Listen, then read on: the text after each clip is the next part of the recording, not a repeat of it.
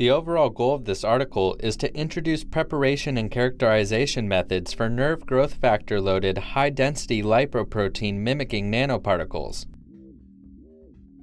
Simple homogenization was used to prepare normal high-density lipoprotein-mimicking nanoparticles.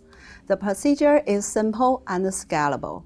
Moreover, the nanoparticle greatly improved the entrapment efficiency of the NGF and ApoA1 in the nanoparticles.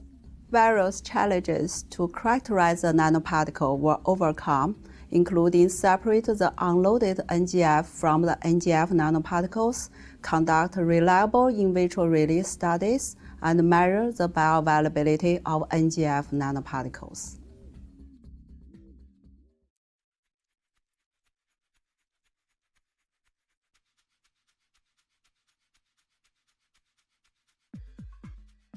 To begin, mix 10 microliters of NGF with 10 microliters of protamine USP in a 1.5 milliliter microcentrifuge tube and let it stand for 10 minutes at room temperature to form the complex.